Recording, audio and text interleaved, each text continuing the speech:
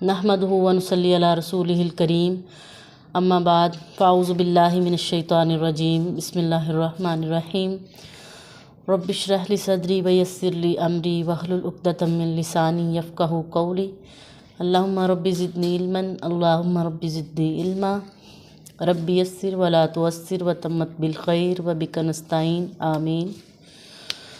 सामीन ग्रामी, आज हमारा जो मौजू है वो है औरत और मर्द पर गुस्ल किन हालात में वाजिब हो जाता है।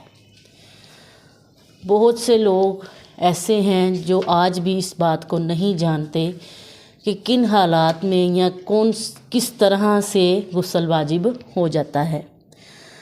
हज़रत आयशा फरमाती हैं कि नबी अकरम सल्लल्लाहु अलैहि वसल्लम ने फरमाया कि आदमी जब औरत की चार शाहों के दरमियान बैठ जाए, यानी उसका मखल खतना औरत के मखल खतना से मस करे, तो गुस्ल वाजिब हो जाता है। तो मसला क्या ज़ाहिर हुआ कि दुखूल पर ही मर्द और औरत दोनों जुनबी हो जाएं तो दोनों पर ही गुस्ल वाजिब है, यानी इसमें अंजाल यानी मनी का निकलना शर्त नहीं है। चार हालतों में मुसलमान मर्द और औरत पर गुस्ल वाजिब है, और वो चार हालतों में क्या है कि जोश के साथ मनी का खारिज होना, इसमें इख्तिलाम भी शामिल है। नंबर 2, सोहबत के बाद गुस्ल का वाजिब हो जाना। नंबर 3, हैज़ के बाद गुस्ल का वाजिब हो जाना। और नंबर 4, निफास यानी बच्चे की पैदाइश के बाद गुस्ल वाजिब हो जाना।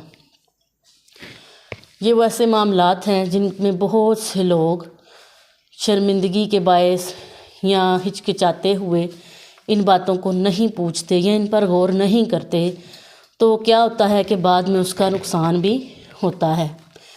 नबी अकरम सल्लल्लाहु अलैहि वसल्लम ने, हज़रत आयशा फरमाती हैं कि जब हम मदीना में थे तो अंसार की औरतें नबी अकरम सल्लल्लाहु अलैहि वसल्लम के पास आया करती और तहारत के मसाइल भी पूछती, गुस्ल जनाबत के मसाइल भी पूछती और चली जाती।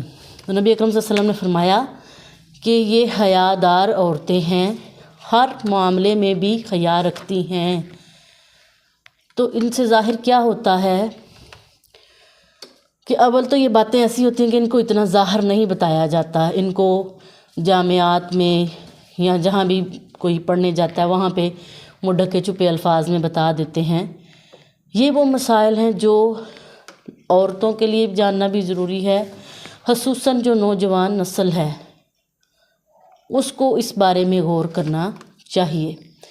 अल्लाह ताला ने तहारत के मसाइल, गुस्ल के मसाइल, इनके पूरे पूरे बाब हैं अहादीस के। वो क्यों बताए हैं कि ये वो चीज़ें हैं कि इनमें भी अगर हम गलती कर जाते हैं तो वो क्या है कि वो हम अपने सर पे गुनाह ले लेते हैं।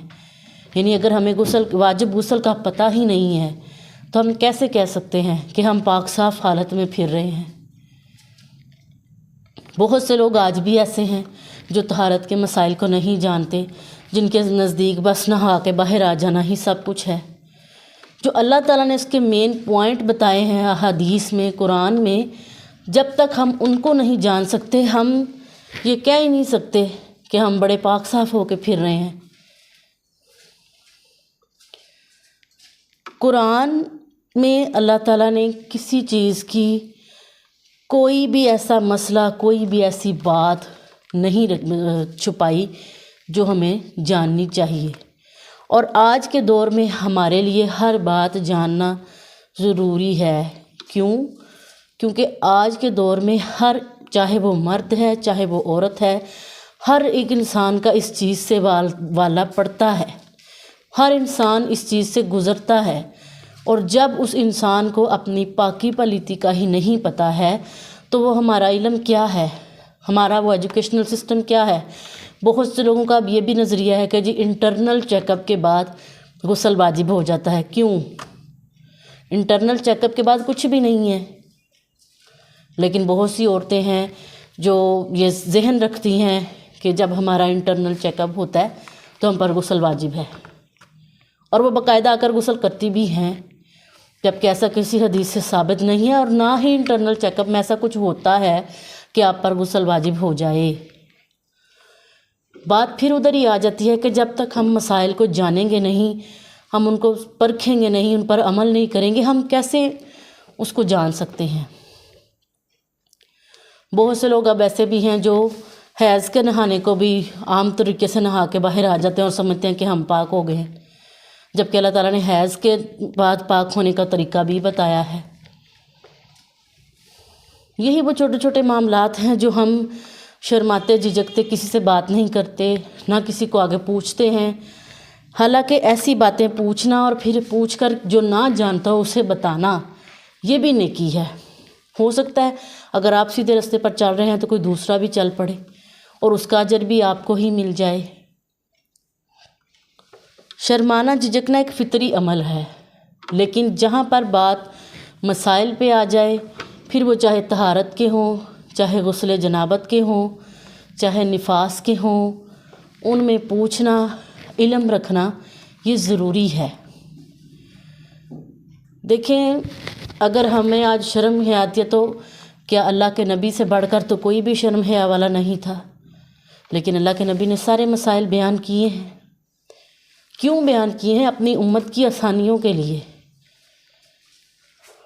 ہمیں آج ایسا دور ہے کہ ہمیں پتہ ہونا چاہیے کہ ہمارے جو طہارت کے طریقے ہیں، جو ہمارے غسل کے طریقے ہیں وہ کیسے ہیں، ان پر عمل کر کے ہم کیسے کامیاب ہو سکتے ہیں، ہم اپنے آپ کو پاک صاف حالت میں کیسے لا سکتے ہیں۔ جب ہمیں ان چیزوں کا ہی نہیں پتہ ہوگا تو ہم باقی لائف کو کیسے گزار سکتے ہیں۔ اللہ سے دعا یہ کرنی چاہیے کہ اللہ تعالیٰ ہمیں دین کی سمجھ اتنی دے کہ جس پر ہم اچھے طریقے سے عمل بھی کر سکیں، اور کوئی اگر ہمیں ایسا مل جاتا ہے جس کو نہیں پتہ تو ہم اس کو بتانے میں بھی آر محسوس نہ کریں، بلکہ اس کو بتائیں۔ یہ ہمارے لیے صدقہ جاریہ بن سکتا ہے، نیکی بن سکتا ہے ہمارے لیے۔ تو جب ہم خود بھی شرما شرمی میں پوچھ رہے ہیں، اگلے کو بھی شرما شرمی میں بتا رہے ہیں، تو نہیں، یہ وہ مسائل ہیں جن کے بارے میں جاننا ہمارے لیے ضروری ہے۔ اس میں فائدہ کس کا ہے؟ ہمارا ہی فائدہ ہے۔ اگر ہم نہیں بتاتے تو نقصان بھی ہمارا ہی ہے۔ تو کوشش یہ کرنی چاہیے کہ ان معاملات میں احادیث کی کتابوں سے مدد لیں۔ اگر آپ نہیں کسی سے پوچھ سکتے، آپ احادیث کی کتاب لے لیں، اس میں پڑھ لیں، آپ کو رہنمائی مل سکتی ہے۔